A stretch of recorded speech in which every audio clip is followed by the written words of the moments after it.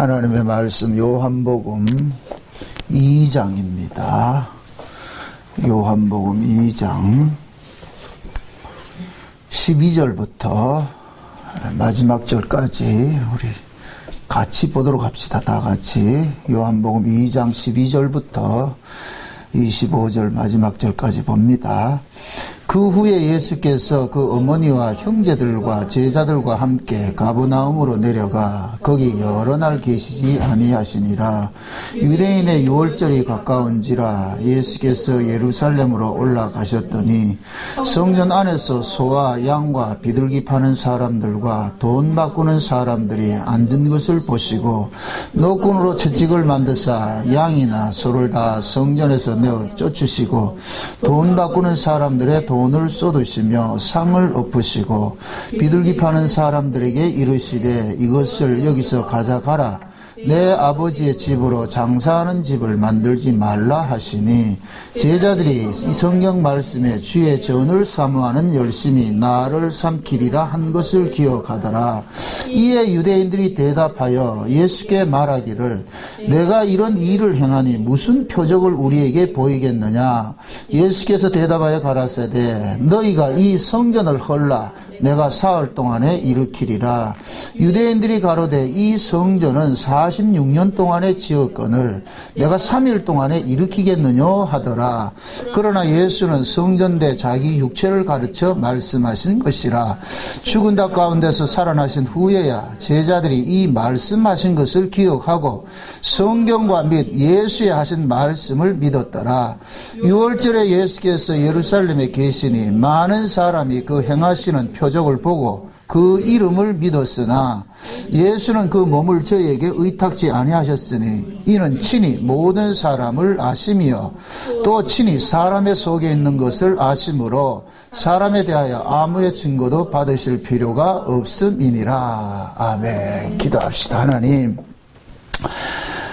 예수님께서 오셔서 하시는 모든 일들은 모두가 계시사적인 어떤 의미들이 있는데 오늘은 이 성전에서 장사하는 사람들 다 내어 쫓으시고 성전을 심판하신 이 이야기가 또 이 시대에는 또 우리에게 어떤 의미로 다가오는지 오늘 성령께서 깨닫게 해주는 것으로 살펴보기를 원합니다. 성령님께서 이 요한복음을 이렇게 기록하고 편집을 할 때는 다 뜻이 있어서 한 줄 압니다. 이 시간도 우리도 그 성령 안에서 이 요한복음의 일들이 잘 해석이 되어서 지금 이 시대에 우리에게 들려지는 소리로 들을 수 있게 도와주시옵소서. 감사를 드렸고 그리스도 되신 예수님의 이름으로 기도합나이다. 아멘. 우리가 이 성경을 가만히 보면서 사복음서를 볼 것 같으면은 똑같은 이야기들이 각각 좀 다르게 이렇게 표현이 된 걸 볼 수가 있습니다. 이 순서적으로 이렇게 봤을 때 그래서 왜 이렇게 어떤 때는 앞에 있던 것이 뒤에 가고 뒤에 있는 건 앞에 가고 막 이런 식으로 이렇게 편집이 되어 있느냐면은 그것은 각 복음서들이 가지고 있는 그런 그 내용이 있기 때문에 의미가 뭔가 이야기를 해줬기 때문에 이렇게 편집을 한 거예요.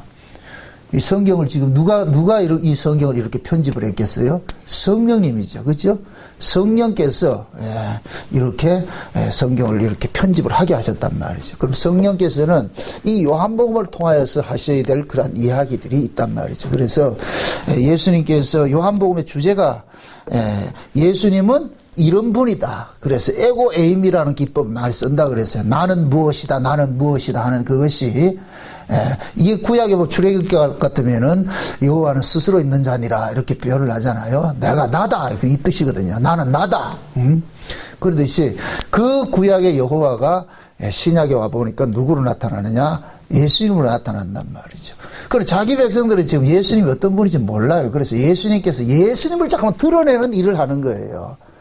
그래서 이 요한복음에서 이렇게 나오는 그런 어떤 그 기적이라든가 어떤 일들은 모든 사건들은 다 예수님을 드러내는 자기 계시라. 자기 계시.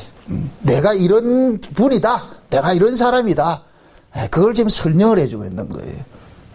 그래서 우리가 지난 시간에 우리가 살펴본 것은 가나 혼인잔치 살펴봤잖아요. 가나 혼인잔치 살펴봤는데 그 가나 혼인잔치는 예수님께서 이 땅에 오셨을 때 진짜 그 하나님의 혼인잔치가 이루어지는 나라는 자기 백성들이에요. 그래서 우리가 요한계시록을 볼 것 같으면 예수님과 우리 신자들을 일컬어서 신랑 신부로 표현을 하고 어린 양의 혼인잔치 이런 이야기를 하잖아요. 그래서 성경이 말하는 혼인잔치 이 얘기는 꼭 뭐냐, 예수님과 자기 백성들의 그 만남이고 교제를 이야기를 한단 말이죠. 그런데 가나 혼인잔치에 그것을 빌려서 이야기하는 얘기는 예수님께서 초림으로 오셨을 때 자기 백성들은 신랑이 왔음에도 신랑과 기쁨이 있어야 되는데 그 신랑과 기쁨을 누리지 못하는 것은 뭐가 떨어진 것이다? 포도주가 떨어진 것이다. 포도주가. 그래서 그 포도주는 성령을 이야기도 하지만 하나님의 은혜를 이야기도 하는 거예요. 그렇게 복합적으로. 그런데 자기 백성들이 지금 하나님의 은혜 안에 거하지 못하니까 신랑이 왔음에도 뭐 하느냐, 신랑과 영을 즐기지 못하는 거예요. 재미를 못 본단 말이죠. 그것을 항아리 6개 빈 항아리로 이렇게 살펴봤어요. 빈 항아리. 그 빈 항아리는 항상 물이 항상 있어야 돼요. 그 떨어지면 안 된단 말이죠. 그런데 그 항아리에 물이 떨어졌는데 예수님께서 그 항아리 속에 내용물, 물을 채우니까 그 물이 뭐가 되더라? 포도주가 됐더라 그러잖아요. 그래서 처음 포도주보다 나중 포도주가 더 좋다. 이걸 또 두 가지로 의미를 살펴봤어요. 구약의 율법과 신약의 은혜. 앞서서 있던 포도주는 율법이라는 포도주예요. 근데 나중 포도주는 더 좋은 포도주인데 이것이 뭐냐? 은혜란 말이죠. 새 언약을 말하고 옛 언약을 말하고. 그렇게 이야기를 한다. 그 이야기가 딱 그치고 난 다음에 가나 혼인잔치 이야기가 끝나고 나서 이어서 예수님께서 뭐 하느냐, 성전 안에 들어가 가지고서 성전을 심판하는 내용입니다. 심판하는 내용. 그리고 오늘 이 예수님께서 이 성전을 심판하는 이 내용은 이걸 잘 기억을 하세요. 예수님께서 이 땅에 오신 것은 창세전 언약을 이루기 위함이잖아요. 그 창세전 언약의 내용을 딱 깨보면 두 가지 언약이 나온다 그랬어요. 옛 언약과 새 언약이 나오는데 옛 언약을 구약이라 그러고 새 언약을 신약이라 그러잖아요. 그러면은 신약을 주기 위해서는 반드시 옛 언약이 뭐 해야 돼요? 깨어져야 되죠. 완성이 돼야 되죠. 그래서 그죠? 그러면은 그 새 언약을 하나님께서는 원래 준비한 것이 새 언약이란 말이에요. 새 언약. 근데 그 새 언약은 뭐냐? 예수 그리스도 안에서 자기 백성이 뭐 하는 거예요? 죄사함 받고 구원받는 거잖아요. 구원받는 거. 다시 말해서 새 언약을, 옛 언약과 새 언약을 우리가 천국과 지옥으로 이렇게 비유를 할 것 같으면 옛 언약은 지옥이에요. 지옥. 그 율법 아래서는 쉼이 있다 없다? 없죠. 수고하고 무거운 짐 지고 있는 것이 율법이란 말이죠. 율법 아래서는 뭐 하냐? 종로로 사는 거예요. 근데 새 언약은 뭐냐? 은혜 안에는 뭐냐? 율법에서 해방이 돼가지고서 이제 쉼을 누리는 곳이란 말이에요. 누구 안에서? 예수님 안에서. 그죠? 예수님. 그래서 로마서 7장에 볼 것 같으면은 예수님께서 그 비유를 합니다. 율법을 남편으로 비유해요. 남편으로. 어떤 여자가 남편이 있는데 그 남편은, 첫째 남편은, 율법이라는 남편은 너무나 지독스러워요. 완벽하게 말이죠. 살지 못할 것 같으면 쫓겨나는 거예요. 여자가 살림 못하고 집안 청소 못하고 그럴 것 같으면은 쫓아내면서. 왜? 그 율법이라는 남편은 철두철미하거든요. 하라 해 하면 해야 돼. 안 하면 못 하겠는데 근데 이유가 안 통한다니까. 하라면 해 이거예요. 꼭 군대 갈 때 군대에서 까라면 까 하듯이 말이요. 죄송합니다. 예. 하라면 해야 하듯이 말이요. 이 율법이라 융통성이 없어. 융통성이 없어. 만약에 율법이라는 남편을 가지고 살 것 같으면 여러분들이 지금 살 사람 한 사람도 없어요. 내가 만약에 율법이라는 남편을 같으면 우리 집 사람 벌써 쫓겨났다니까. 율법이 그렇다니까. 율법이 곧 누구냐? 하나님 마음이 다 담겨 있다니까. 나 이런 사람 원해 이랬는데 이게 되냐 말이야. 안 되잖아요. 십계명 율법을 이렇게 함축하면은 뭐냐면 십계명을 확 늘어놓으면 율법이란 말이죠. 그죠? 그러면 그 십계명을 가지고서 그대로 지킬 인간이 있어요, 없어요? 없죠. 그 십계명의 내용이 뭐라 그랬어요? 그 조문 하나하나 지키는 거예요. 그것을 전체적으로 이야기를 할 것 같은, 한마디로 말할 것 같은 뭐가 나온다? 율법을 약한 여러 가지 짜면은 뭐가 나온다? 사랑이 나와야 돼요. 사랑이. 하나님 사랑, 이웃 사랑. 예수님 그랬잖아요. 계명이 무엇입니까? 그러니까 하나님 사랑, 이웃 사랑이다. 원래 인간은 하나님의 사랑, 이웃 사랑하게 되어 있어요. 이것이 다시 말해서 위로는 하나님을 존경하고 아래로는 이웃을 내 몸같이 사랑하는 것이 이것이 원래 하나님이 만든 인간이라니까. 그러니까 원래 만든 그 인간을 한마디로 말해가지고 뭡니까? 하나님께서는 영이 유여하실지라도 오직 하나를 만든 것은 경건한 자손을 얻고자 함인데, 그럼 그 경건한 자 한 영에서 나온 모든 사람은 뭐가 되느냐? 차등이 없는 거예요. 너 나가 전부 뭐가 되느냐? 형제가 되는 거예요, 형제가. 그래서 우리가 천국에 가면은, 형님, 동생이 없다 그랬어요. 천국에 가면은, 역사 세계에서는 시간을 따라가지고 사람이 앞선하고 뒷선하고 이렇게 있지만은, 천국은 뭐냐? 하나님께서는 한순간에 인간, 모든 민족이 태어났단 말이에요. 한순간에. 지금 이해돼요? 창세전 언약이 볼 것 같으면은, 하나님께서 예수 그리스도 안에서 우리를 선택을 했다면, 우리. 그죠? 그 우리는 뭐냐? 하나님께서 한순간에 나는 거예요. 한순간에 나는 거예요. 그러듯이 마치 이거 또 비유로 든다. 저 대구, 저 바다에 가면 대구 있잖아요. 대구 속에 알을 가득한데 그 알이 대구가 알을 품는 게 한 2억 개를 품는다 그래. 그러면 그 대구가 알을 1개 놓고 2개 놓고 할까요? 확 놓을 거예요. 확 놓죠? 그러면 확 나아진 그 알들은 전부 뭐가 돼요? 형님, 동생이 있다, 없다? 없죠. 전부 뭐가 되느냐? 하나가 되죠. 형제가 되죠. 마치 그와 같단 말이에요. 또 예수님 또 알랐다 하지 말고 또 이렇게 비유적으로 그렇게 한단 말이에요. 그러니까 예수님께서 이 땅에 오셔서 자기 백성을 낳은 것은 한순간에 다 태어나는 거예요. 그래서 뭐냐면 이 서로가 차등이 없기 때문에 뭐가 되느냐? 사랑이 되는 거예요. 형제 사랑이 되는 거예요. 차별이. 그러니까 하는 예수님께서 이 땅에 오신 것은 그 일을 하러 오셨단 말이에요. 그러니까 율법은 그게 없는 거예요. 이 율법에서는 우리가 율법 아래서는 우리가 완벽하게 살아내지는 못해요. 그래서 로마서 7장이 사도 바울이 그러는 거예요. 첫째 남편은 이 율법이라는 이 남편은 지독스러워 가지고서, 그런데 거기에서 우리가 헤어나지를 못하는 거예요. 벗어날 수 있는 길은 딱 하나밖에 없어. 율법이라는 남편이 죽든지 아니면은 내가 죽든지 그 마누라가 죽든지 둘 중에 하나밖에 없어. 둘 중에 하나밖에 없다니까. 근데 율법이라는 나라는 이 남편은 죽는다, 안 죽는다? 안 죽죠. 예수님께서는 율법의 1.1에게는 떨어진다, 안 떨어진다? 안 떨어진다 그랬죠. 응? 왜 그럴까요? 율법이 왜 없어지지 않을까요? 율법은 반드시 이 죄 아래 있는 이 세상이 지속되는 한은 율법은 같이 가는 거예요. 왜 그러냐? 이 계속해서 이 세상이 죄라고 고발을 해줘야 된다. 고발을 해줘야 돼. 그 천국에 가면 율법 필요 없는 거예요. 거기는 뭐냐? 죄가 없기 때문에. 그러니까 율법이랑 이 남편은 죽을 수가 없어. 그럼 누가 죽어야 되느냐? 아내가 죽어야 되는 거예요. 그래서 예수님께서 오셔가지고 그 아내가 아내를 죽여버렸단 말이죠. 아내를 죽여버렸어. 아내를 죽여놓으니까 율법이 이제부터는 그 아내를 자기 것이라 주장을 한다, 못한다? 못하지요. 그래서 예수님께서 죽었던 그 여자를 살려내가지고 예수님의 아내로 만들어버린 거야. 자기 아내로 만들어버린 거야. 근데 이 예수라는 신랑은 뭐든지 좋아. 살림을 못해도 좋아요. 지저분해도 좋아요. 아이고, 이걸 또 하지 마시라고. 뭐든지 좋아한다고, 뭐든지. 그냥 너는 내 품에 둥지만 털어라. 그냥, 넌 그저 가만히 있어. 다 내가 해줄게. 이게 신랑이, 이 예수라는 신랑이라, 예수라는 신랑이. 그러니까 이 여자는 과거의 율법이라는 이 신랑과 지금 이 신랑을 비교하면은 하늘과 땅 차이인 거라, 하늘과 땅 차. 옛날의 신랑은 뭐이고? 지옥 같은 놈이고, 이거 마귀 새끼고, 이거. 근데 지금 이 신랑은 너무너무 좋아. 이 신랑 안에서는 맨날 옛날 소녀시대 히트작 있잖아요. 지지지지. 너무너무 좋아, 너무너무 좋아. 이게 예수를 만난 사람의 특징이거든요. 가나온인 잔치가 지금 가보니까, 이게 술이 떨어져서 포도주가 없어가지고 초상집이 난 거예요. 초상집이 난 거예요. 그래서 예수님께서 탁 가가지고서 그 초상집을 뭘로 바꿔줘요? 완전히 잔치집으로 바꿔요. 원래 잔치집인데 술 떨어져가지고서 초상집이 됐잖아요. 그래서 예수님께서 새로운 술을 갖다 주니까 그 초상집이 뭐가 됐다? 잔치집으로 확 바뀌어진 거예요. 바뀌어졌다.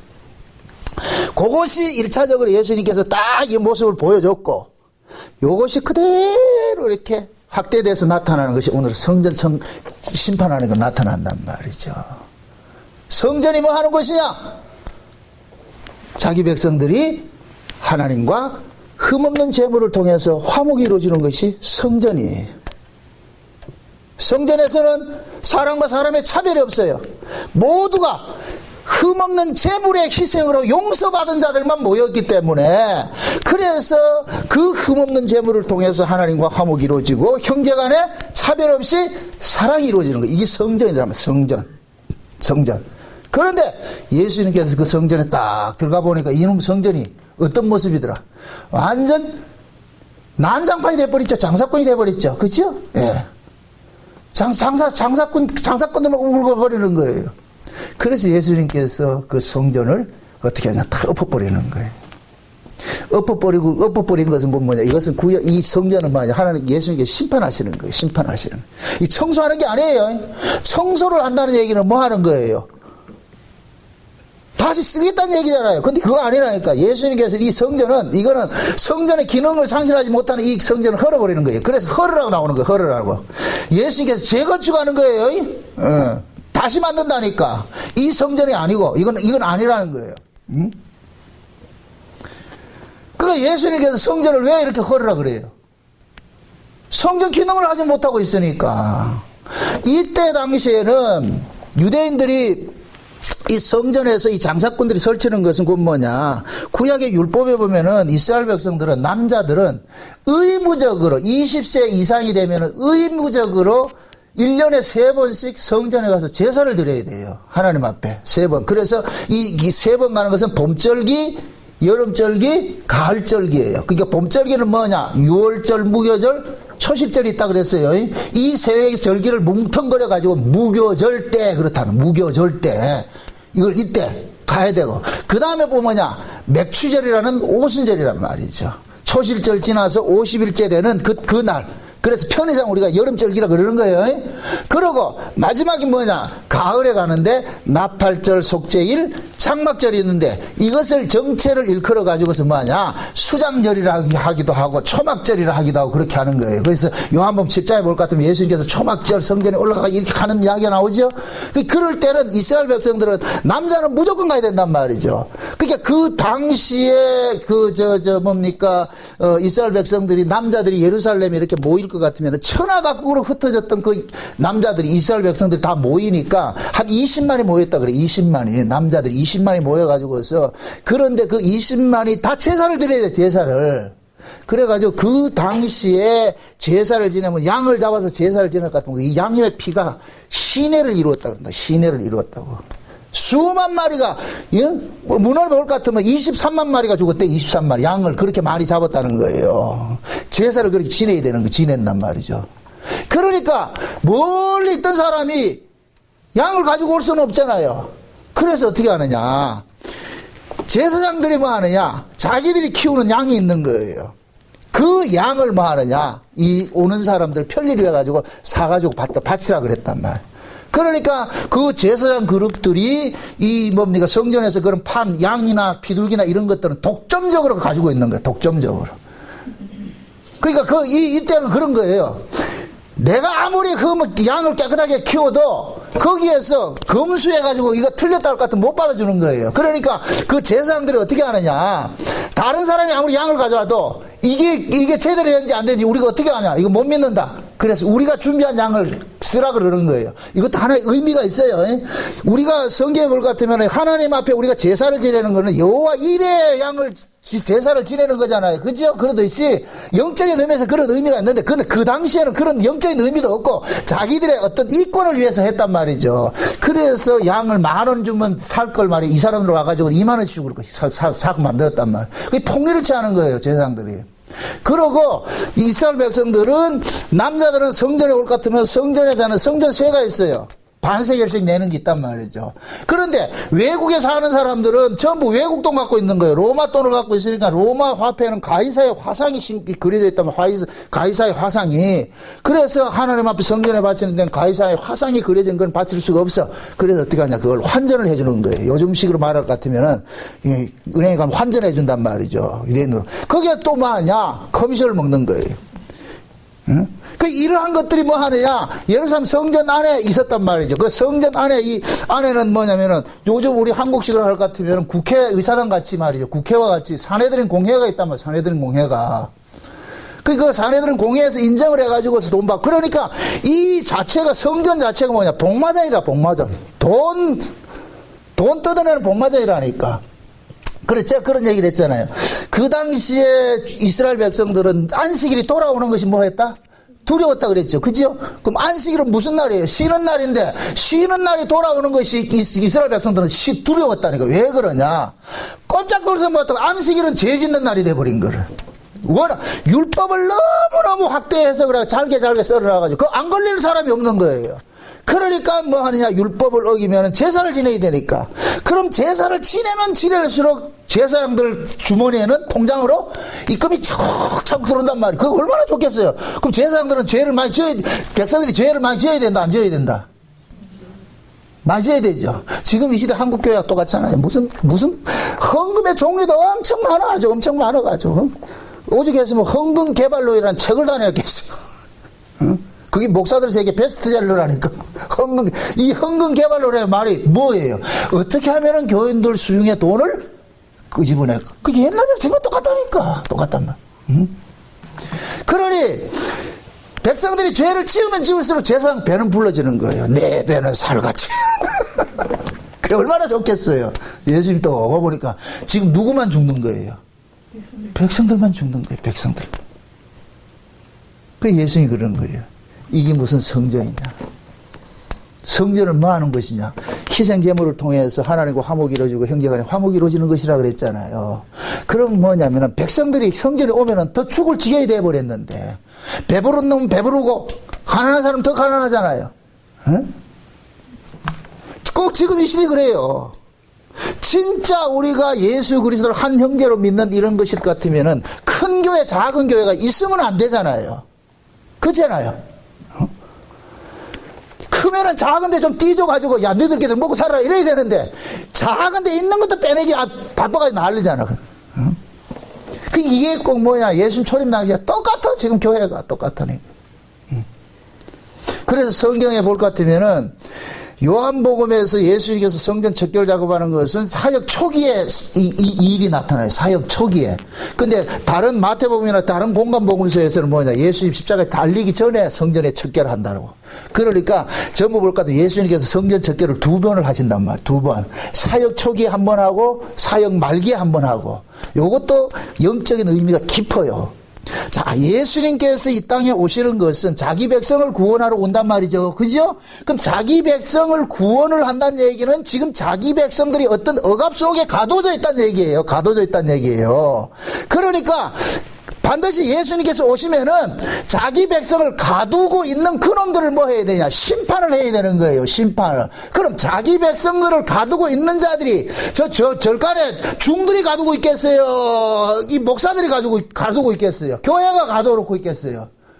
교회가 가둬놓고 있죠. 예수님 초림 당시에 오니까 구약의 이스라엘 백성들을 지금 누가 가두고 있느냐? 구약 교회가 가둬놓고 있는 거예요. 딱 종살이 하는 거예요. 이게 완전히 뭐냐? 바로 왕처럼 말이죠. 애굽의 백성들을 이스라엘 백성들 종부리듯이 하듯이 말이죠. 지금 그 구조라면 그 구조. 그래서 예수님께서 그 구약 교회를 뭐 하느냐? 심판을 하는 거예요. 그 다음에 예수님께서 다시 재림을 하실 때도 마찬가지예요. 그래서 마지막 때 재림할 때도 신약의 교회에도 또 뭐 하느냐? 구약교회가 똑같이 타락해요. 그래서 계시록 17장 18절 볼 같으면 마지막 때 타락된 교회를 음녀로 표현한다. 음녀. 그래서 그 음녀에서 뭐라 그래요? 내 백성아 거기서 뭐 하라 그래요? 나오라 그러잖아. 나오라 그러잖아. 나오라 그러잖아. 그래서 로마서 11장에 볼 것 같으면은 이걸 뭘로 표현했냐면은 감람나무 비유로 표현했다면 참감람나무에 젖붙인 비유를 했잖아요. 그 참감람나무 젖붙인 비유를 할 때 뭐 했어요? 지금 뭐 예수님께서 오셔가지고 현재 유대인들이 완악한 자들을 어떻게 해요? 잘라내버리고 거기다가 뭐를 붙였다 그랬어요? 이방인을 젖붙였는데 나중에 가보니까 이 이방인 젖붙인 놈들이 또 유대인들 같이 뭐 하고 있어요? 교만해 있죠, 교만. 그죠? 교만해서 또 그놈들을 잘라내고, 잘려져 나갔던 그놈들 다시 붙인다는 것이 로마서 11장 이야기란 말이에요. 이 창간론을 비유란 말이죠. 그러니까 어느 시대고 예수님 조림 때도 교회는 타락되어야 되고 예수님 재림 때도 타락되어야 되는 거예요. 그래서 성전 척결을 2번 하는 거예요. 지금 이해되죠? 사역 초기에 한 번 하고, 이건 구약교회를 심판하는 것과 마찬가지고, 사역 말기에 하는 것은 예수님 재림에서 성전을 초토화시키는 것과 똑같은 거예요. 이해되죠? 그래서 요한계시록 18장에 뭘 같으면은 땅의 상고들이 하나님께서 그 음료를 맷돌같이 바다에 빠뜨리니까 멀리서 그 맷돌을 보고서 뭐 해요? 아이쿠, 우리의 이 자기들의 어떤 그 상품들이 다 떠나간다 그래서 어떻게 해요? 가슴치면서 울고 통보한다 그러죠? 예수님께서 오셔가지고서 초림 오셔가지고서 다 예루살렘 성전을 뒤집어 봤을 때 누가 아파했겠어요? 제사장들이죠. 그놈들이죠. 그러니까 초림 때 제사장들이 예수님께서 성전을 쓸어버리니까 그걸 아파한 것이나, 재림 때 상고들이 교회가 타락된 그 교회가 예수님께서 망하니까 그걸 보고서 가슴 아파하는 거나 똑같은 거 있고 똑같은 거.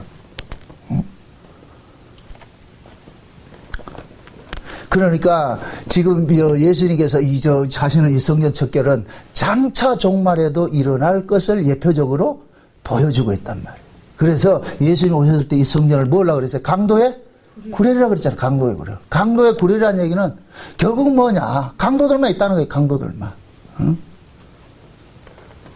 자기 힘으로 말이죠. 제사장들은 권력을 삼아가지고서 백성들을 뭐 하고? 억압을 하고 말이죠. 응? 근데 백성들은 또 그런 걸 좋아한다니까. 그 지금 이 시대도 마찬가지예요. 성도들이 눈이 깨 있어야 되는데 눈이 감겨 있으니까 이 소경을 인도함 받으니까 둘 다 망하는 거예요. 성도들만 눈 떠 있을 것 같아요. 여러분들이 복음만 단단히 딱 이렇게 복음을 알고 있을 것 같으면은 거짓 선지자들이 여러분 속이지 못하죠. 거짓 선지자들의 쏘가 넘어간다는 얘기는 그 사람 지금 소경이라는 얘기예요. 눈이 감겼기 때문에 쏘고 넘어가는 거예요. 지금도 말이죠, 기독교 TV 들을 것 같으면은 양복 입은 무당들이 말이 나와가지고서 오만 복 받으라 이렇게 하는데 그걸 좋아가지고 아멘하고 말이죠, 그런 방송국에다 헌금하고 하는 건 똑같은 놈들이에요.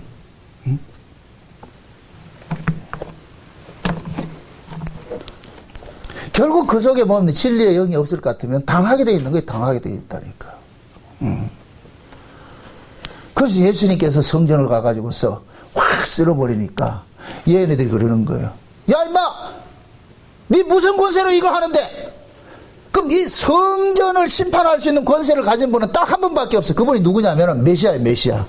메시아만이 성전을 할 수 있는 거예요. 그럼 그 메시아는 성전을 척결을 한다는 얘기는 성전의 주인 되시는 분만 성전을 뭐 할 수 있다, 척결할 수 있는 거예요. 그러니까 그 성전의 주인이고 뭐냐, 유대인들은 뭐냐, 메시아란 말, 메시아. 근데 예수님께서 가져가지고서 그 성전을 척결하니까 그러는 거예요. 네가 뭔데? 네 무슨 권세로 이런 짓을 하는데? 응? 그게 예수님께서 그러잖아요. 이 성전 헐어버려. 그럼 내가 다시 세울게. 이 성전 헐어버려. 내가 사흘 만에 다시 세울게. 그러니까 이 사람들 하는 얘기가, 야 임마, 이거 지금 46년 동안 지은 성전을 네가 무슨 재주로 사흘 만에 짓는단 말이야? 이걸 가지고 예수님께서 이 사람들한테 표적이라고 하죠. 표적. 그래서 나중에 여기에서 이제 사설을 다른 해석을 해주기를, 예수님께서는 성전된 자기 육체를 가르쳐서 사흘 만에 일어난다 그러잖아요. 이 얘기가 또 의미가 깊은 거예요. 이스라엘 백성들이 예수 그리스도를 죽이면은 예수님께서 사흘 만에 살아날 것을 지금 예언을 하고 있는 거예요. 지금 여기에. 응? 너희들이 나를 죽여야 돼. 자, 이게 참 재미있는데, 지금 이스라엘 백성들은, 바리새인들은 스스로가 율법을 지킴으로 인해서 자기들이 의롭다고 여기고 있는 거예요. 의롭다고. 자기들은 죄 없다고 생각하는 거예요. 율법을 지켰기 때문에. 그러면은 하나님께서 예수님을 보낸 것은 자기 백성들 구원해야 하는 일이잖아요. 자기 백성들 구원하는 일이란 말이죠. 그러면 자 보세요. 바리새인들의 그런 사고를 그대로 받은 사람들이 다 그 시대 백성들인데, 그럼 그 시대 백성들은 모두가 뭐냐? 바리새인들처럼 스스로 자기들은 율법을 지켰기 때문에 의롭다고 여기는 거예요.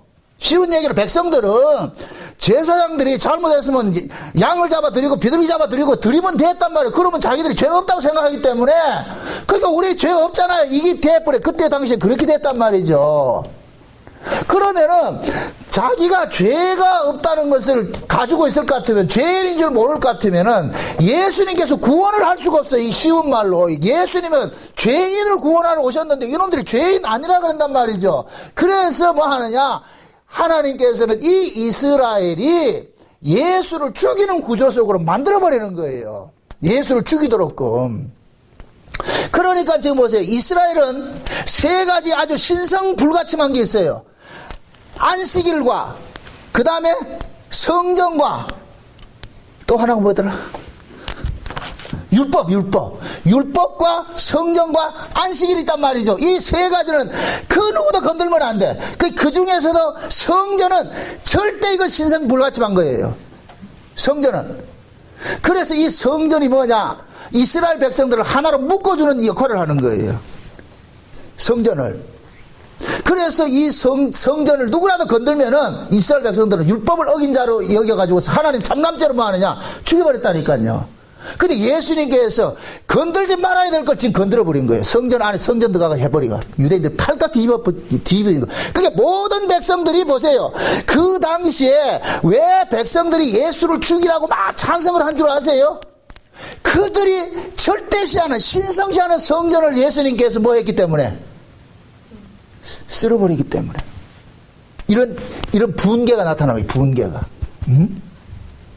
마치 옛날 조선시대 일본 놈들이 와가지고서 임금이 사는 궁궐에다가 불 지를 것 같으면 백성들이 뭐 해요? 화가 나잖아요. 온 나라가 들끓잖아요. 그죠? 그러듯이. 그러니까 하나님께서 뭐 하느냐? 이스라엘 백성을 전부 뭐 하냐? 예수를 죽이는 일에 가담을 시켜버린 거예요. 가담을 시켜버린다. 그렇게 죽여야 뭐가 되느냐? 이들이 뭐가 되느냐? 죄인이 돼버리는 거예요. 그러니까 이스라엘 백성들은 율법에 근거해가지고 예수를 뭐 했습니까? 죽여버렸죠. 그런데 그 죽인 이스라엘은 그들의 법으로 봐가지고서 예수는 죄인이라고 해서 죽였는데 하나님께서 그 예수를 살려버렸네. 사흘 만에 살려버렸네. 이렇게 될 것 같으면 뭐냐? 하나님 앞에서는 예수님이 옳은 자이고 예수를 죽인 놈들은 전부 뭐가 되느냐? 틀린 자가 되어버리는 거예요. 이렇게 될 것 같으면 이스라엘 전체가 집단적인 뭐가 되느냐? 죄인이 되어버린 거예요. 죄인이 되어버린 거예요. 이럴 때 하나님께서 이렇게 하나 놓고 하나님께서 거기에다가 뭐를 부어주냐? 은총과 강구의 영을 부어주는 게 성령이란 말이에요. 성령을 딱 부어주니까 성령이 오고 나니까 뭐가 터지느냐? 아이쿠 우리가 죄 없는 분을 죽였구나 하는 이 죄인의 자리가 어찌 앓고 하고 나오는 거예요. 어찌 앓고 나오는 거예요. 그래서 사도들이 성령 받아가지고서 뭐 합니까? 너희들이 죽인 이 예수를 하나님께서는 살리셔가 주와 그리스도 되게 했다 그러니까 그 소리를 듣는 사람들, 천하각국으로부터 올라온 사람들이 어떻게 하느냐? 어찌할 그런단 말.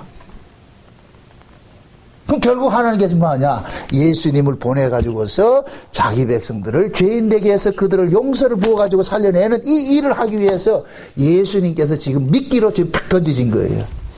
그래서 이스라엘 백성들이 신성시하는 그 성전을 들어가가지고 쓸어버리는 일들을 한 거예요. 그게 백성들은 화가 나가지고 예수님 죽이는 일들이 난단 말이죠. 자, 지금 이 일들이 예수님께서 하시는 이 일들은 전부 계시사적인 의미라 그랬어요. 계시사적인 의미. 그러면 예수님께서 오셔가지고서 이 성전을 쓸어버리고 새로운 성전을 짓는다 이렇게 이야기를 하잖아요. 새로운 성전을 짓는, 그것이 나중에 예수님께 십자가에 죽으시고 사흘 만에 부활하신 것이 결국에 예수님께서 새로운 성전을 지은 것이 되어버리잖아요. 그죠? 예수님 성전이 되었는데, 그럼 우리가 여기서 잘 봐야 되는 것이 도대체 예수님께서는 왜 자기 몸을 이렇게 성전이라고 하느냐 말이죠. 무슨 근거로? 그럼 이걸 알려면 구약의 성전을 알아야 돼요. 구약의 성전을. 이 구약의 성전은 뭐냐면은 하나님께서 이스라엘 백성들을 가나안 땅에 딱 들이치 집어넣어 놓고 하나님께서 한 곳을 하나님께서 지목을 해요. 그것이 곧 뭐냐? 여호와의 이름을 두시려고 하는 한 곳을 만들어 가지고서 거기가 일컬어서 뭐라 그러냐? 성막이라 그런다. 성막. 그래서 이 성막을 지키는 지파를, 누굴 지파를 줬어요? 레위 지파를 두죠. 레위 지파를. 그러니까 성막이라는 것은 곧 뭐냐? 여호와의 이름이 있는 곳이 성막이에요. 그게 성전이라니까. 여호와의 이름이 있는 곳. 여호와의 이름이. 그럼 여호와의 이름이 있다 이 얘기는, 그 이름이 있다 이 얘기는, 그 이름을 가졌다는 얘기는 의인화될 것 같은 뭐예요? 사람이라는 얘기, 사람이라고. 그렇죠? 그러니까 성전은 곧 뭐냐? 여호와의 이름으로 오신 분이 계신 곳이 성전이라니까. 그러니까 원래 성전은 어디에 있어요? 하늘에 있죠. 하나님이 계신 곳이 성전이라니까, 하나님 집이라니까. 그런데 하나님께서 이스라엘 백성들 속에 파고 들어간 거예요. 이스라엘 백성들 속에 들어와 가지고서 하나님이 그들 속에 거하는 것들이 일어났단 말이에요. 이게 곧 뭐냐? 성전인데, 그래서 여호와의 이름을 두시려고 택한 곳이 성전이란 말이죠. 그러니까 예수님께서 이 땅에 오실 때도 마찬가지. 그러니까 하나님께서는 여호와의 이름을 두시려고 한 곳이 성전이라 그랬으니까 이것은 곧 뭐냐? 장차 여호와의 이름으로 오실 그분이 곧 뭐이다? 성전이라는 거예요. 성전. 여호와의 이름으로 오실 그분이. 그러니까 구약의 성전은 예표적인 것이죠. 예표적인 거. 모형이란 말이죠. 성전의 이름을, 여호와의 이름을 두시려고 한 성전인데 실제는 거기 여호와는 안 계셨잖아요. 그냥 그죠. 근데 그것이 나중에 의인화되어 가서 나타날 것을 상징하는 거예요. 이름이라 그랬으니까. 그래서 예수님께서 오셔가지고서 예루살렘 성전에 들어갈 때 군중들이 처음 뭐냐? 호산나 다윗의 자손 예수야, 주의 이름으로 오시는 자야 이랬단 말이에요. 그 백성들이 지금 그러는 거예요. 일순간에 성령의 감동을 입고 하나님께서 그들을 집단 체면에 걸게 만들어가지고서 예수 그리스도를 뭐라고 고백을 한 거예요? 주라고 고백을 하는 거예요. 당신이 우리의 왕입니다. 그래서 어떻게 합니까? 나귀에다가 태워가지고서 말이죠. 자기들 옷을 펴가지고서 말이야. 호산나 다윗의 자손이요. 이건 왕을 영접하는 거, 왕을 영접하는 거. 그렇게 해서 그들은 뭐냐? 이분이 여호와의 이름으로 오시는 하나님의 아들이다. 그럼 하나님의 아들은 여호와의 이름으로 오신 하나님 아들 자체가 뭐가 되느냐? 성전이 되는 거예요. 성전. 그래서 여호와의 이름으로 오시는 이 아들 안에서 이제는 하나님을 뭐 하느냐? 만나주시는 거예요. 그래서 구약에는 여호와의 이름을 두시려고 한 그곳이 성전인데 그 여호와의 이름을 두시려는 그 성전에서 뭐 하냐? 흠없는 희생 제물을 통해서 하나님과 뭐 한다? 화목이 이루어지는 것이잖아요. 그죠? 그럼 그것이 지금 시작을 했다고 와가지고는 예수 그리스도가 제물이고 예수 그리스도 안에서 하나님과 뭐가 되느냐? 화목이 이루어지는 거예요. 이해되죠? 그래서 이제는 예수 그리스도가 십자가에 죽으시고 부활하셔가지고 성령으로 우리 가운데 오신 이유는 예수님이 우리 안에 오심으로 인하여서 이제는 뭐가 되냐? 성전이 어디에 이루어지느냐? 여기에 이루어지는 거예요. 이해되죠? 그게 우리가 성전이라니까. 우리가 성전. 여호와의 이름으로 오신 분이 그분이 우리 안에 왔다니까. 그래서 성령이 누구 이름으로 보내졌어요? 그리스도의 이름으로 보내지죠. 예수의 이름으로. 이해되죠? 그래서 그리스도의 영 그렇게 하는 거예요. 지금 이해되죠? 구약. 그러니까 성령이 오심으로 인하여서 이제는 여기에 뭐가 되느냐? 여호와의 집이 형성이 된 거예요. 여호와의 이름으로 오신 분이 여기에 계셔. 이분이 계셔. 그럼 이제부터는 우리는 뭐가 되느냐? 하나님과 우리가 함께 화목이 이루어지는 일들이 일어나는 거예요. 그래서 신자들은 보세요. 내가 비록 죄를 지었다 할지라도 그 죄를 내 안에 계시는 예수님께서 예수님의 피 흘리심으로 인하여서 성령이 하나님과 합해 뭐 하느냐? 직고를 하게 하는 거예요. 하나님, 이놈이 비록 죄를 지었지만은 이 죄 때문에 누가 죽었다? 예수님께서 십자가에 피 흘려 죽으셨습니다. 그것을 근거로 해서 하나님 앞에 직고를 할 것 같으면 하나님께서는 그 피를 보시고 우리를 뭐 하느냐? 용서를 해주는 거예요. 그래서 신자는 이 땅에 살면서 비록 우리가 허물 가운데 죄악 가운데 살면서도 마음에 쉼을 얻는 것은 계속해서 우리 안에서 이 중보자 되신 분이 계속 하나님과 뭐 하는 거예요? 화목하는 일들을 시켜주죠. 그래서 요한 1서에 볼 것 같으면은 사도 요한이 그러는 거예요. 내 바람은 너희들이 죄 안 짓고 살기를 바라는데 근데 육신을 가진 것이 어떻게 죄를 안 짓겠냐. 그냥 죄를 짓더라도 낙심하지 말 것은 너희들을 위하여서 대신 대언하는 분이 계신다. 대언해주는 분이 계신다. 그러니까 그 대언하시는 분이 뭐냐? 화목제물로 오신 어린 양 예수다. 그러니까 그 예수 안에서 너희들이 비록 죄를 지었지만 예수 때문에 하나님과 뭐 하고 있다? 화목이 이루어지는 거예요. 그래서 신자는 성령이 그 안에 계시는 이 신자는 어떤 죄로 인하여서 막 두려워하거나 막 이런 것들이 없다니까. 이게 참 또 이게 또 우습다 이게 또 얼굴들이 벌써 또 짱구 딱 돌아간다니까 지금. 죄지도 되게 내린다니까. 이런 그 개념이 아니고 제가 원리를 이야기하는 거예요. 만약에 여러분들이 보세요. 내가 죄를 짓고 막 두려워가지고 막 이렇게 한다고 그 다음 신자 아니라니. 그 속에 성령이 있는 사람이 아니에요. 로마서 8장이 뭐라 그래요? 하나님께서 의롭다 하시는데 어떤 놈이 너희를 송사하리요? 누가 그리스도의 사랑에서 끊을 수 있다 없다? 없다 그러는 거예요. 그러니까 신자는 불신자들 입장에 봤을 때는 염치가 없는 인간이라니까. 염치가 없는 인간. 저 인간들은 죄를 짓고도 저 뻔뻔스러웠다 그래. 이게 하나님 앞에서는 우리가 그런 모습이 돼 있어요. 이게 담대함이라니까. 이해돼요? 그래서 우리 안에서는 날마다 예수 그리스도를 앞세우고서 하나님과 화목이 이루어진다니까. 그래서 신자는 두려움이 없어. 근데 이 속에 성령이 없는 사람, 예수가 없는 사람은 죄 지면 뭐 하느냐? 두려운 거예요. 그래서 요한 1세에 그러는 거예요. 사랑 안에 두려움이 없고 온전한 사랑이 두려움을 내어 쫓는다 그러는 거예요. 그 온전한 사랑이 누구예요? 예수님이죠. 이해돼요? 그러니까 예수를 품고 사는 사람들은 그 어떤 것으로 정죄 받는다 안 받는다? 정죄를 안 받으니까 두려움이 있다 없다? 없죠. 이건 여러분들 막 뻔뻔해지는 그런 예능이 아니에요. 예.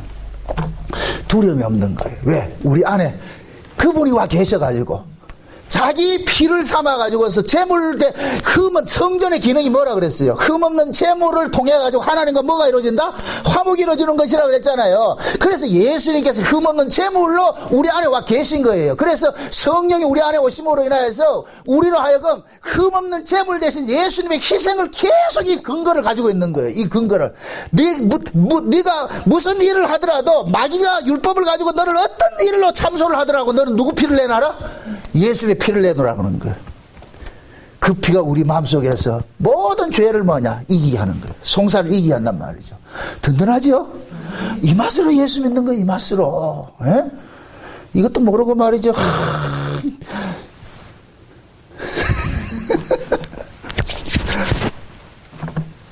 그래서 내가 아까 안 그래? 지지지 이 나온다니까. 너무너무 좋아. 지지지가 나와야 된다는 이게. 이 복음을 알면은. 응? 그래서 예수님께서 우리 안에 탁 오셔가지고 이제 뭐가 되느냐. 여기가 성전이다. 예수님만 성전이 아니고 주의 성전이 뭐라 그랬어요? 주의 이름이 계신 곳이 성전이라 그랬죠. 그럼 주의 이름으로 오신 여기가 뭐가 되느냐? 성전이 되는. 그래서 너희가 성전으로 성령이 거하는 절인 줄 알지 못하느냐? 그러죠. 그러니까 너희 몸뚱이를 가지고서 창기를 같이 굴리지 말고 거룩하게 살아라 그러는 거예요. 응? 이 몸을 가지고서 뭐 하느냐? 우리는 하나님과 뭐 하기 때문에 교제를 해야 되기 때문에 그래서 신약에 와가지고서는 신자들을 이끌어가지고서 뭐가 되느냐? 그리스도를 드러내는 향기로서 살라 그러는 거예요. 로마서 12장에 볼 것 같으면 뭡니까? 너희는 이 세대를 본받지 말고 뭡니까? 마음을 새롭게 하여서 하나님 앞에 산 뭐라 되라? 산 제물이 되라 그러죠. 산 제사를 드리라 그러죠. 이것이 곧 뭐이다? 영적 예배니라 그러죠. 영적 예배. 예수님께서 우리 안에 오실 것 같으면은 그 예수님께서 우리 몸을 가지고서 또 뭐 하느냐? 예수 그리스도를 형상화돼서 드러내는 일들을 하는 거예요. 그래서 신자들은 예수님이 오심으로 이제부터는 아싸 나는 이제 해방됐다. 내 마음대로 살 거야. 내 마음대로 사는 인간도 그것도 아니라 성령이 우리 안에 오셔가지고 이제부터는 내 몸들을 주님이 주장을 하는 거예요. 주장을 한단 말이에요. 주인이 돼가지고서. 그럼 예수님이 우리 몸을 주장을 할 것 같으면 우리 몸뚱이를 어떤 식으로 살겠어요? 날마다 세상에 대한 정과 욕심을 십자가에 죽게 만들고서 우리는 산채물 되게 만드는 거예요. 그래서 신자는 은혜를 받으면 받을수록 겉사람은 점점 후패해진다니까. 여러분들이 은혜를 받으면 받을수록 더 잘 섬기고 더 많이 베풀고 더 남이 나누고 말이죠. 남들 안 하는 짓을 한다니까. 안 하는 짓을 하면 할수록 여러분들은 뭐하냐? 손해보는 거예요. 손해보는 거예요. 은혜 받으면 받을수록 흥분도 더 해야 되는데 손해지. 은혜 받을래요? 안 받을래요? 은혜를 받으면 받을수록 더 많이 하게 돼 있다니까. 더 많이 하게 돼 있다니까. 그래서 사도 바울이 마게도냐 같은데 그 교회 같은데 그래서 연보를 이야기를 할 때 극심한 가난 속에서도 그들이 어떻게 했다 그래요? 분에 넘치는 연보를 했다 그러잖아요. 그 어떻게 그래 하겠어요? 주의 은혜지 주의 은혜. 응? 그게 예수 오래 믿고 말이죠. 이렇게 하면서도 헌금 제대로 못한다면 이건 신자 아니라니까 그거. 응? 솔직히 요즘에 보세요. 지금 이 시대 화폐 가치를 따질 것 같으면 세상에 주일하고 같이 돈 1,000원짜리 하나 내는 거 이거는 사람 우롱하는 거예요. 옛날 제가 그랬거든. 저 있을 때 어떤 젊은 청년 부부가 하나 있었는데 아주 사람 야지 놓는 것 같이 500원짜리 딱 해가지고 달랑 이렇게 놓는 거예요. 그 소리네. 이게 결국 뭐냐? 사람 희롱하는 것이란 말이죠. 그러면서 하는 얘기가 과부의 두렙돈을 받으시는 한 과부의 두렙돈은 그게 두렙돈의 전 재산이에요. 지금 이 시대에 그런 모습들이 너무, 그러니까 결국 은혜를 못 받고 있다는 얘기예요. 은혜를 못 받고 있다는. 여러분도 보세요. 누구든 사랑을 해보세요. 사랑하면 주고 싶어, 안 주고 싶어? 줘도 계속 주고 싶어야 그게 사랑이라니까. 인생함이 온다 할 것 같으면 사랑이다, 아니다? 아니죠. 인생함이 올 것 같으면 사랑이 아니라니까. 그래서 예수님께서 우리 안에 오셔가지고서 뭐 하느냐? 예수님이 그런 거예요. 야, 이놈아, 나는 몸부려 피 흘려 너를 위해서 다 주었는데, 그러면 이제부터는 하나님께 예수님께서 우리 몸을 가지고서 누구의 삶을 살게 하느냐? 예수님의 삶을 살게 만드는 거예요. 이 삶을 살게 한다니까. 이 삶이 없을 때에 그것이 곧 뭐냐? 거짓 성전이 되는 거예요. 거짓, 가짜가 되는 거예요. 가짜가. 그래서 구약에 볼 것 같으면은 예레미야 7장에 볼 것 같으면은 사도 예레미야가 어떻게 하냐면은 성전 앞에 딱 들어가는 거예요. 그 당시 사회적 배경을 아셔야 돼요.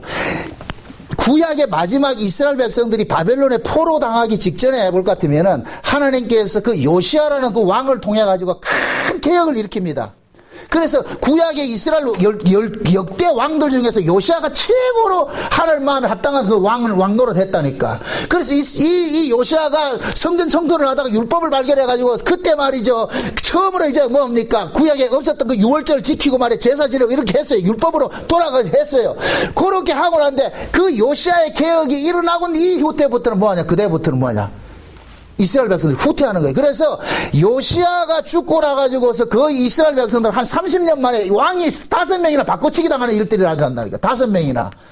그래서 한 30년, 요시아가 죽고 나가지고 정확하게 할 것 같으면 한 25년 정도 돼. 25년 후에 바벨론에 완전 멸망당해 버리는 거예요. 완전히 멸망당해. 그때 예레미야가 성전에 가서 하는 이야기가 그거예요. 너희들이 이 성전에 가가지고 이걸 성전이라 그러는데 이거 성전 아니다 그러는 거야. 성전 아니다. 이거 성전 아니다. 예레미야 7장 한번 봅시다. 예레미야 7장.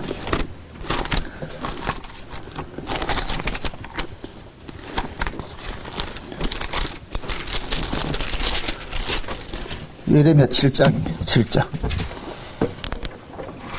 1절부터 봅시다. 1절부터. 11절까지 봅시다. 11절까지. 여호와께서 예레미야에게 말씀이 임하니라. 가라사대 너는 여호와의 집 문 앞에 서서 이 말을 선포하여 이르기를 여호와께 경배하러 이 문으로 들어가는 유다인이나 다 여호와의 말씀을 들으라. 만군의 여호와 이스라엘의 하나님이 이같이 말씀하시되 너희 길과 행위를 바르게 하라. 그리하면 내가 너희로 이곳에 거하게 하리라. 너희는 이것이 여호와의 전이라 하는 거짓말을 믿지 말라. 너희가 만일 길과 행위를 참으로 바르게 하여 이웃들 사이에 공의를 행하며 이방인과 고와 과부를 압제하지 말며 무죄한 자의 피를 이곳에서 흘리지 아니하며 다른 신들을 쫓아 스스로 회하지 아니하면 내가 너희를 이곳에 거하게 하리니 곧 너희 조상의 영원 무궁이 준 이 땅이니라. 자 보세요. 지금 예레미야가 성전 앞에 서가지고 이스라엘 백성들에게 하는 이야기가 여기가 성전이 아니야. 이건 가짜야 하는 이유는 그 근거가 뭐냐? 너희들이 형제를 핍박하고 억압을 하고 말이죠. 그렇게 이거 한마디로 말해 사랑이 없다는 얘기예요. 지금 몇 절이에요? 5절 보세요. 너희가 만일 길과 행위를 바르게 하고 이웃들 사이에 공의를 행하고 이방인과 고아와 과부를 압제하지 말며 무죄한 자의 피를 이곳에서 흘리지 아니하면 그 얘기를 하죠. 그럼 이스라엘의 존재 의미는 뭐냐?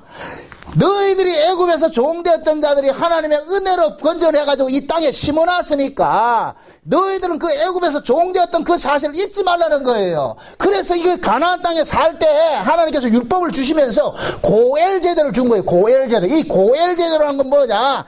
가난하고 병들고 고아나 과부나 나그네들이 그 성중에 그냥 가만두지 말라는 거예요.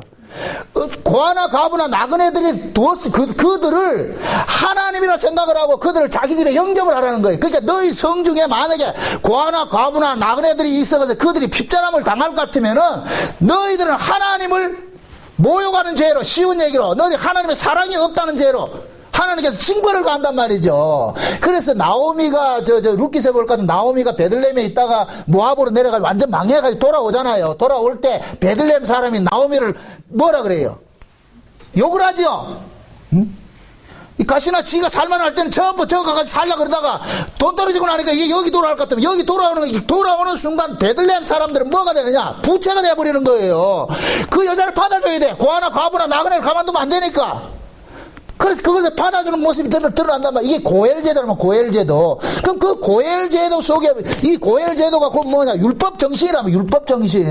그게 이스라엘 백성들은 성전에 들어가가지고서 열심히 율법 조문대로 제사를 열심히 지냈지만은 무엇이 없느냐? 제사 속에 담겨있는 긍휼의 사랑이 없는 거예요. 은혜가 없는 거예요. 불쌍히 여김이 없단 말이죠. 그러니까 하나님께서 예레미야를 통해서 이건 교회가 아니라고 그러는 거예요. 이건 교회 아니다. 교회는 뭐 하는 곳이냐? 하나님 사랑, 이웃 사랑이 넘치는 곳이 교회라는 거예요. 이게 초대교회 모습이 나타나잖아요. 초대교회 성령이 임하고 나니까 교회가 어떤 모습으로 드러나요? 가진 자들이 교회에다가 내놔가지고 없는 자들이 뭐 합니까? 이 혜택을 누리죠. 그래서 뭐라 그래요? 평균케 한다 그러잖아요. 평균케 한다. 유무상통이 돼버리잖아요. 가난한 자 부자가 차별이 없고 다 예수 안에서 평등한 모습을 산단 말이죠. 이것이 율법 정신이 보여지는 모습이라니까. 하나님이 교회를 그렇게 세워놓은 거예요. 교회를 세워놓은 거예요. 이스라엘 백성들 자체가 지금 우리가 출애굽기를 살펴볼 때 이스라엘 자체가 뭐라 그랬어요? 여호와의 성소라 그랬죠.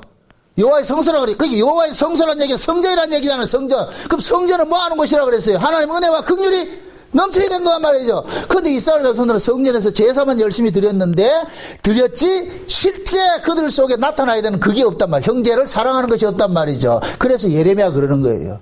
너희들 백날 와가지고 제사 지내고 해봐야 무슨 소용이 있느냐? 너희 주변에 있는 이 가난한 이웃들 돌아보지 못하는데 그것이 율법을 훼손하는 것이 아니냐. 그런 이야기를 하는 거예요. 그래서 나중에 예수님께서도 마태복음 25장 볼 것 같으면은 그 얘기를 하잖아요. 양과 염소를 비유를 할 때 이렇게 심판을 할 때 양들 보고 뭐라 그래요? 내가 줄일 때 먹이고 내가 병들었을 때 돌아보고 옥에 가뒀을 때 돌아보고 막 이런 얘기를 하잖아요. 그때 양들이 그러잖아요. 언제 주님이 그랬습니까? 했을 때 예수님 뭐라 그래요? 여기 있는 지극히 작은 형제에게 한 것이 곧 누구에게 한 것이다? 나에게 한 것이라 그러잖아요. 그럼 양들은 뭐냐? 그 속에 예수님의 마음이 있었기 때문에 그 율법 정신이 살아있기 때문에 가난한 사람을 가만 두고 볼 수가 없는 거예요. 다 자기 형제처럼 받아들인 거예요. 이게 양들이라니까. 이해돼요? 그래서 성령이 이 안에 와 계시는 성도들은 인정이 나오는 거예요. 인정이. 이걸 인내라 그런다면 인내. 하나님께서는 제사를 원치 않고 뭐를 원한다? 긍휼을 원한다 그러죠. 호세아서 볼 것 같으면 뭐라 그래요? 천천의 수양과 만만의 감소 같은 기름을 원하는 것이고 원하는 것이 아니고 뭐를 원한다 그래요? 공평과 인애를 원한다 그러죠. 결국 뭐냐? 신앙이라는 것은 예수 그리스도의 그 정신으로 뭐 하느냐? 살아가는 거예요. 살아가는 거예요. 그럴 때 그것이 곧 뭐가 되냐? 성전이 되는 거예요. 성전이. 이해되죠? 그러니까 예레미야가 그러는 거예요. 너희들이 성전에 와가지고서 제사를 열심히 지내는데 그 제사가 무슨 의미가 있냐.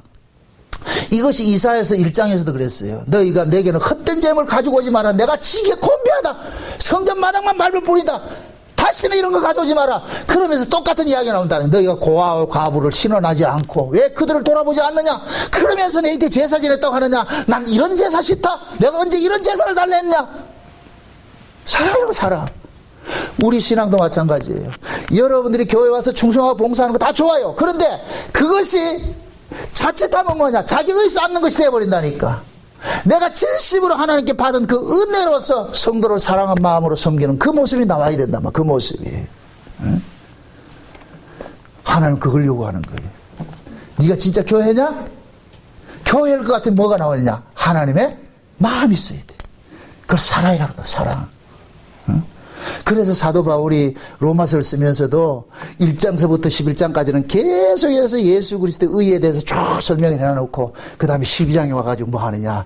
너희 몸으로 산 제사를 드리라 해놔놓고 교회 이야기를 쭉 이야기를 하는 거예요. 하나님께 받은 은사대로 받은 사람들, 사랑하는 사람은 사랑을 베풀고 권해하는 사람은 권해를 베풀고 이 교회 안에서 섬기는 모습이 나타나는 거예요. 그래서 교회 안에서 나보다 남을 낮게 여기고 어떤 사람들 음식 먹을 만한 사람이 있고 못 먹을 만한 사람이 있고 이렇게 하니까 그걸 타박하지 말고 사랑으로 그래도 받아들여 이렇게 이야기한단 말이죠.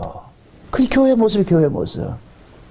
그런데 그러한 모습들이 지금 이 시대는 또 뭐가 돼버리냐. 신앙생활을 하는데 신자들이 신앙생활을 하면서 사랑은 딱 사라져버리고 뭐가 되냐. 이제는 종교생활로 전락이 돼버린 거예요. 종교생활로. 교회가 백날 크면 뭐 하겠어요. 곁에 주변에 있는 그 가난한 교회를 하나 돌아보지 못한 교회가 무슨 교회냐 말이죠. 그래서 하나님께서는 큰 교회 옆에 작은 교회에 있는 것은 이것은 큰 교회를 심판하는 목적으로 둔 거예요. 이거 그렇게 보시라고. 내 주변에 이걸 다른 말로 내 주변에 어렵고 힘든 사람이 있을 것 같으면은 지금 내가 하나님으로부터 받은 그 은혜가 있을 것 같으면 내가 그들을 뭐 해야 돼? 섬겨야 되는 모습이 진짜 그리스도인의 마음을 가져야 되는 거예요.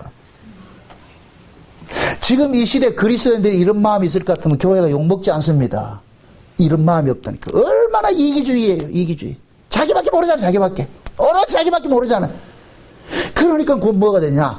강도의 구렬같이 돼버린 거예요. 성전이 아닌 거예요, 성전이 아닌 거예요. 응? 그게 예수님께서 초림 때는 보이는 성전을 쓸어버렸지만은 마지막 종말 때는 뭐냐? 그 속에 예수가 없는 사람들, 예수의 사랑이 없는 이런 자들은 뭐냐? 심판하는 거예요. 넌 가짜라고. 그래서 반드시 올바른 신앙은 반드시 삶으로 나와야 돼. 삶으로 나타나지 않는 신앙은 가짜인 거예요. 그 사람 지금 쏟고 있는 거예요. 그것은 우리가 인위적으로 만들어내는 것이 아니에요. 성령이 우리 안에서 나로 성령의 열매들을 맺게 한단 말이에요. 사랑과 온유와 자비와 양선과 이런 것들을 내가 만들어내는 것이 아니라 성령이 우리 안에서 그런 일들을 우발적으로 톡톡톡 토해내게 만든단 말이에요. 그래서 성령의 열매라 그러는 거예요. 이러한 것들을 금지할 법이 없다 그러죠.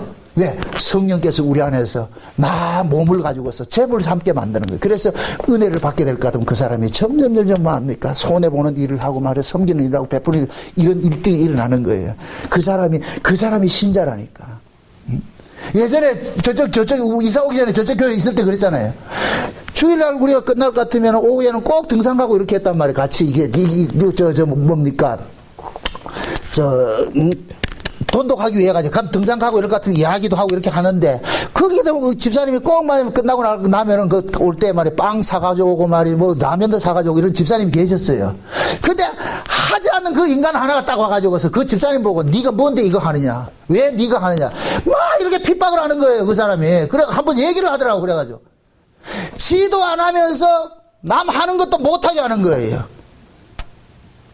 이게 뭐냐? 일하는 소에 발목에 힘줄을 끊는 짓을 한단 말이죠. 왜 그런 짓을 하겠어요? 내가 못하는 걸 같이 못하면 넘어가는데 같이 쌤쌤이 돼버리는데 나는 못하는데 저쪽 사람이 할 것 같으면 자기 못하는 것이 뭐로 드러나요? 악으로 드러나죠. 그러니까 시기하고 질투하는 거예요. 시기하고. 교회 일도 마찬가지예요. 이렇게 하는 거 보면 같으면은 어떤 분들은 진짜 열심히 말해 자기 그걸 다 하는데 안 하는 사람들은 뒤에서 태클 건다니까. 그게 왜 그러냐? 자기 안에 이 예수님께서 받은 그 사랑들이 지금 없기 때문에 그러는 거예요. 그 머리로는 많이 아는데. 여러분들 보세요. 기독교는 도 닦는 게 아니에요. 도를 깨우치는 게 아니에요. 그건 불교지요. 기독교 신앙은 뭐냐? 생명이에요, 생명. 사는 거예요, 사는 거. 그 속에 예수의 마음으로 사는 거예요, 예수의 마음. 예수의 마음은 누가 살 수 있느냐? 예수가 그 속에 계신 분만 살게 되는 거예요. 그래서 예수를 모시고 사는 사람들은 늘 바보 소리 듣는 거예요. 바보 소리 듣는다. 자기가 일한 것도 자랑할 거 아무것도 없죠. 자랑 안 하잖아요. 그분이 하셨으니까. 내가 한 것이 아니고 주의 은혜가 했습니다. 누가 몰라줘도 그냥 주님 한번 받은 그 사랑 그거 가지고 하는 거예요. 이게 신자라니까. 근데 지금 이 시대 예수님 초림 당시에 그 화석화된 그 예루살렘 성경과 같이 지금 이 시대 또 그렇게 되어 가는 거예요. 이 시대 그렇게 되어 간다니. 응? 그러니까 우리가 이런 말씀을 통해 가지고서 남 돌아볼 것이 아니라 먼저 내 자신을 한번 돌아보란 말이죠. 나는 과연 받은 은혜가 얼만큼 있으면 이 은혜를 내가 어떻게 살고 있느냐. 내가 받은 은혜를 받은 은혜를 가지고 토해내지 못할 것 같으면 사회바다가 된다며. 사회바다가 어떤 바다냐? 뭡니까? 요단강에서 내려오는 물 바다 가지고서 말이야. 밑으로 흘러내지 못할 것 같으면 사회바다 되는 거예요. 그럼 죽음의 바다 돼버린다니까. 우리 신앙도 마찬가지예요. 갈릴리 바다가 있고 사회바다가 있어요. 갈릴리 바다는 받은 것을 내보내줘. 사회바다는 받은 걸 처먹고는 내놓지 않는다니까. 그게 사회바다라니까. 그러니까 예수님께서 오셔가지고 이 성전을 심판하는 그 내용을 그냥 구약교회 그냥 써버렸다 이렇게만 생각하지 말고 그것을 항상 지금 이 시대에 나에게 적용을 시키란 말이야. 나에게 내 안에는 지금 그런 사랑이 있느냐 말이야. 그런 하나님께 받은 그 은혜들을 내가 토해내는 그런 모습이 있느냐 말이죠. 이건 여러분들 성화를 가르치는 게 아니에요. 성화는 내 의지와 상관이 없이 억지로 해야 돼. 이건 내가 그게 성화고 진짜 성령이 일으키는 성화라는 것은 내가 하는 것이 아니고 성령이 내 안에서 자발적으로 뭐 하는 거예요? 하게 하는 것이죠. 그러니까 인위적으로 하는 것은 성화가 되어버리고 그리스도께서 우리 안에 오셔가지고서 그 일을 행하는 것은 이건 성화를 하지 않고 그리스도의 형상의 삶이라 그러는 거예요. 삶.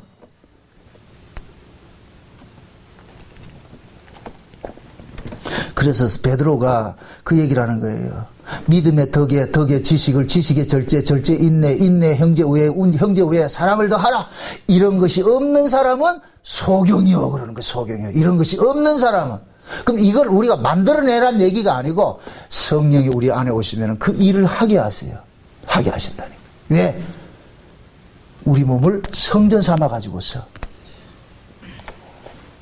그게 진짜 성전이에요, 성전. 그래서 예수님께서 내가 이 화석화된 이 46년간 지은 이 성전은 성전이 아니니라 해서 쓸어버리고 나가지고서 예수님께서 수가성 여인에게 말했듯이 성령이 올 것 같으면 이제부터 너희는 신령과 진정으로 예배하는 때가 오는데 그때는 시간과 공간을 뛰어넘는 성령 안에서 하나님과 화목하는 일들이 이게 진정한 예배란 말이에요. 예배. 그러니까 사마리아 여자 같은 사람들은 자기 신랑 5이 있는데 지금 있는 신랑도 아니라 그럴 것 같으면은 진짜 신랑 만나고 나가지고 얼마나 기뻤을 것 같은 물동이 내던지고 나가지고서 나 신랑 만났다 그렇게 자랑하겠냔 말이에요. 그 자랑하는 그 수화성 여자 같은 그 신랑 만난 사람은 기쁠까 안 기쁠까요? 기쁘지요. 교회 오는 것도 주와 같이 길 가는 것 신나는 일 아니냐 막 기쁜 일 아니냐 이렇게 나온다니까. 주일날 되면 벌써 주일이가 또 가야 되나? 그건 아니죠. 우리 신앙들을 한번 돌아보시라고. 관념에 빠지지 마시고. 응?